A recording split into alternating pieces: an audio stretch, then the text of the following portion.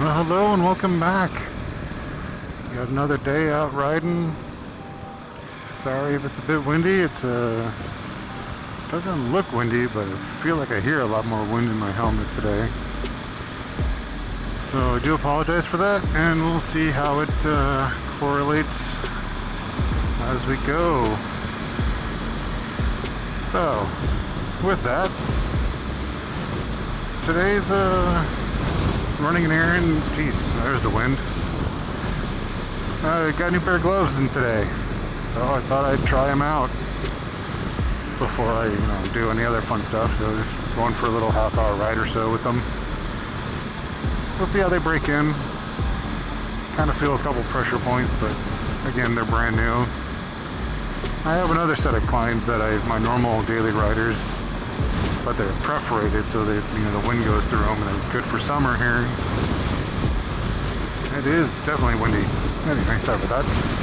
So I thought I gave an excuse to get out, ride.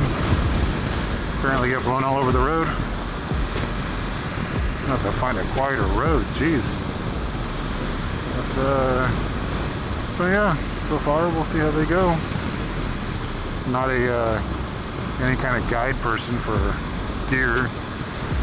Just thought I'd let you know the reasoning for my out and fun. But in me ordering these gloves, the missus and I were out, and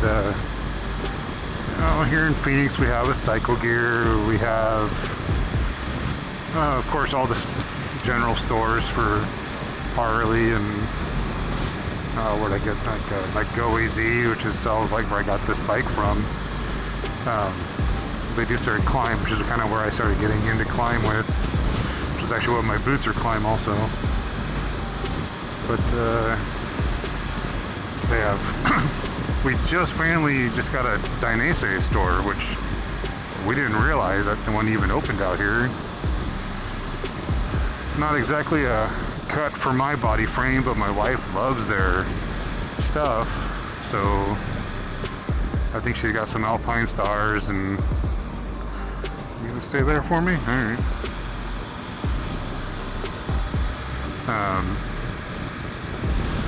But she's also like really starting to get into Dainese's look, cut, design and safety of it, all these different things. So we were in San Diego for a different reason. We're like, while we're here, we'd go check out their store because Phoenix didn't have one. And like the Cycle Gears and was it JP Cycles? They carry some stuff, but not a lot. JP Cycle more towards cruisers than sport bikes, which is against what this brand kind of carries, so they didn't really have anything. But it's just interesting how, and each store of course has their own style of how they do things, but oops, didn't realize my price run.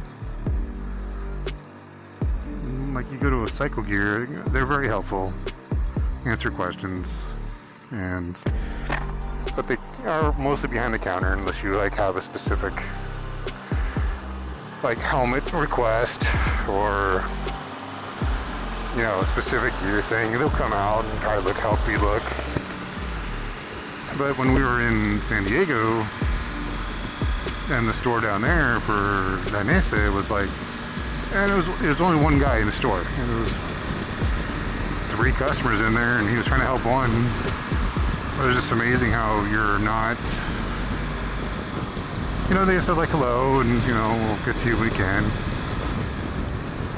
But they were always for the entire time we were there, they were just focused on that one customer, unfortunately, because it seemed like only one person at the store.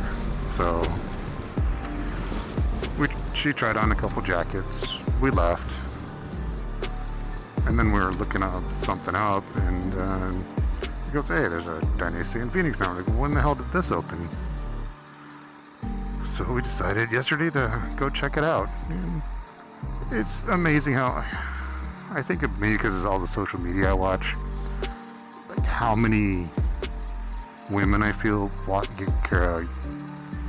wear or advertise the Dainese gear.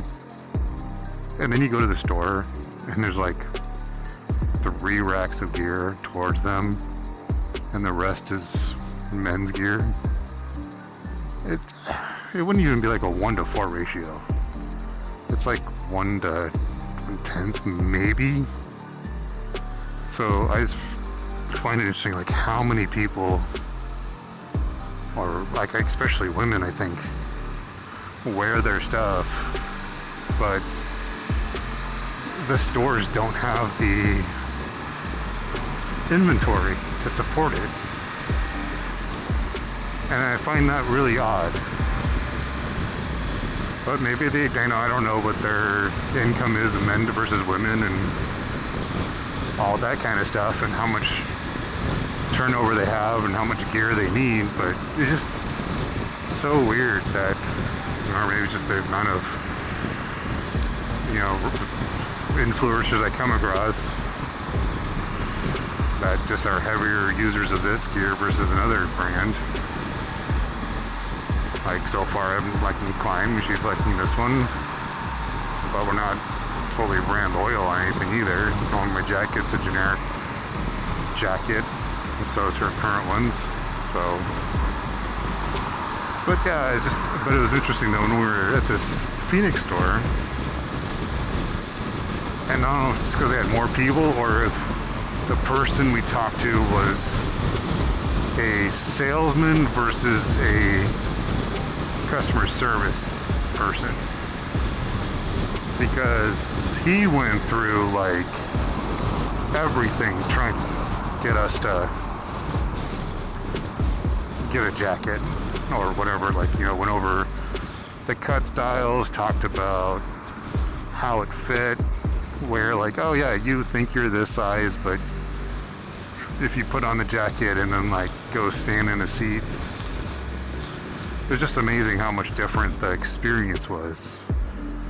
And that this guy, I'm getting more of a, how much more knowledge he might have for the gear.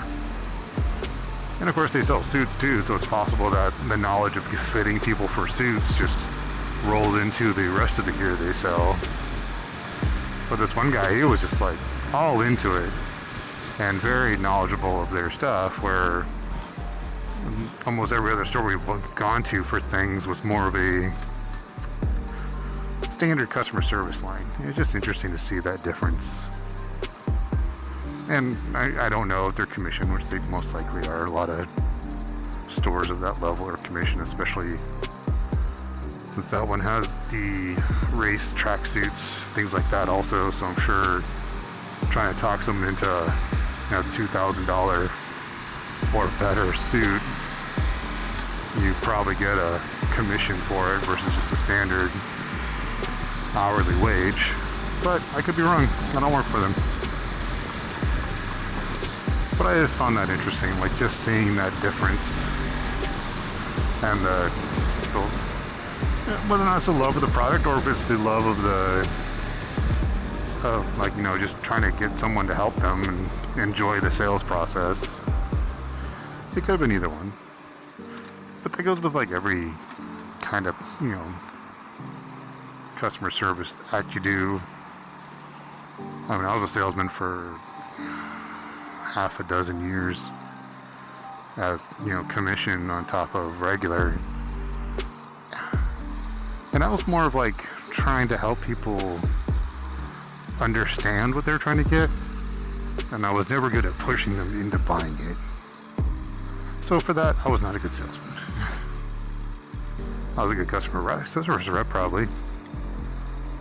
But, yeah. Come on, mate.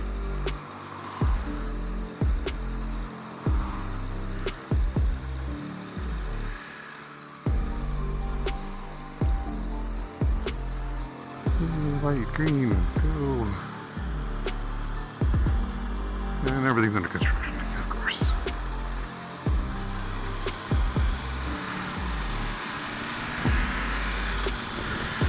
So yeah, with that, if I ever get my channel to be something more than just me goofing off. Don't think that I'm going to try to push a bunch of stuff to people, because I'm not a salesperson. I am just a person who will talk about whatever they feel. I guess what's the best way to say it? I'm excited about the things I enjoy and willing and like to talk about the things I enjoy. So, however you want to see that. I love riding my bike. Would I try to talk you into buying one? No. It's a huge expense. And even if I was a salesman, I wouldn't want to try to sit there and push a vehicle on someone else. I wouldn't want to do that kind of level. But would I talk you into motorcycles that think they're fun? Yeah, I would. I understand there's a danger to that, just like everybody else. But I don't know, for me personally, I enjoy the ride. I enjoy the sights and what I see and what I do and the smell and the environment. It's just enjoyable. So if I ever, for some reason, get to a level where I'm going, hey, check out this product, which hopefully I'm never to that point of like trying to sell you guys something, and you can call me out on it if I ever do, but that just might be more of like, yep, these are cool, I hope you enjoy them if you ever did want to get them. So I don't know. But yeah, I mean, like eventually, like these gloves, so I'm not, gloves or whatever fit for you. It's there. Like I have such a pain in the hand to try to even find a glove that fits my big old hand to begin with. Because I'm a heavy-set person, so my hands are fat and my fingers are short. You know, so to find a glove that fits properly is not always the easiest thing to do. Ironically, I typically buy extra large stuff. These are actually larges. But the issue I usually have is around the wrist. And then only this glove and the one that I hit, my other one that has the perforations on it. I mean, they're both shorts. They both like have the short sleeve part or short cuff, but they have a zipper, so it opens up around the cuff of that base palm of your hand, where I get issues trying to take gloves on and off at. And that's why I looked into it. You do what you want. I don't care. I'm not gonna get paid on it. But this is what I was looking for. As I said, like, yeah, the length isn't bad on most of my fingers. I just feel like there's a little pressure on my knuckle right now. But again, I literally got them 25 minutes ago. And this is me trying them out. So, take that as you wish. But anyway, yeah, so it was just kind of weird, like the experiences and differences. And yeah, I wish there was more brick and mortar stores out there, just because as a consumer, I like to try on what I'm buying. You know, see what the feel is. I understand that they typically have a really good return policies on almost all companies nowadays for internet buying. But I don't want to go through all that. So I'd rather like try it out, buy it, and then if I don't like it, either deal with it or then return it if I already, if I made that decision ahead of time. Now, I probably really should have looked at what route I was going. Oh well, see where I end up, I guess. I just realized I'm just kind of riding around right now. Anyway, so what are you guys' thoughts? What's your experiences? What do you prefer? Do you like the brick and mortar? How is the customer service at those stores? How is the knowledge base of the employment staff? Are they being trained well on the products that they're trying to sell? Or are you just going off of what the majority of things nowadays seems like, okay, measure these items yourself and then Hopefully both of our measurements match each other. Ordering online for this $500 to $1,000 item and hope it fits right. I don't know. I guess there's a lot of differences on all that.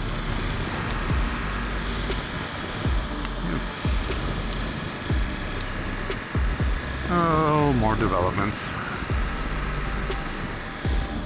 It's always nice that the city's growing, but, you know, kind of miss the desert on top of that because I like to keep our weather cooler.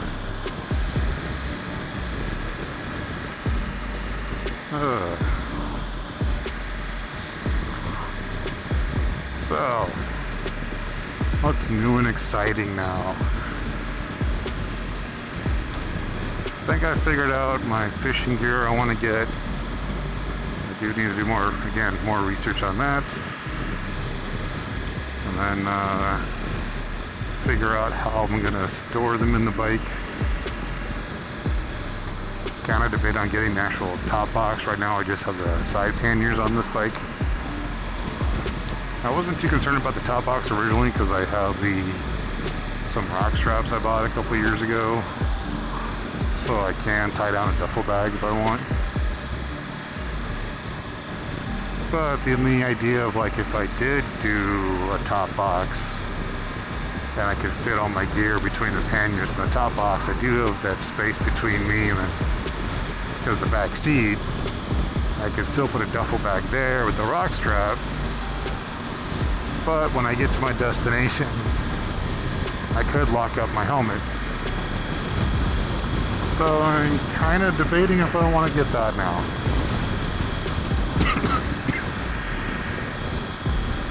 So we'll see. It's one of those like,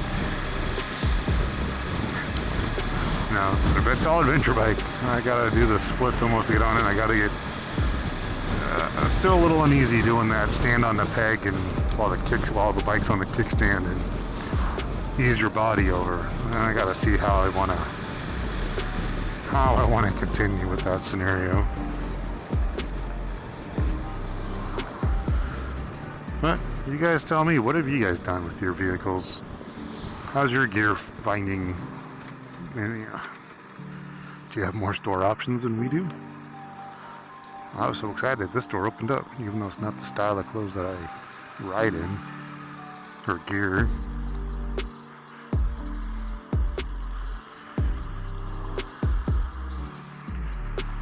Oh, come on, traffic.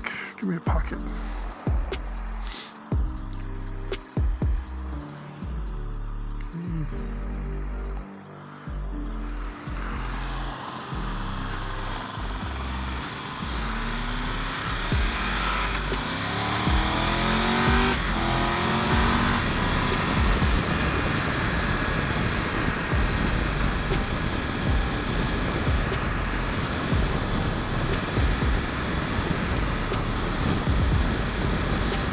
I will say on this bike, the quick shifter is kind of fun.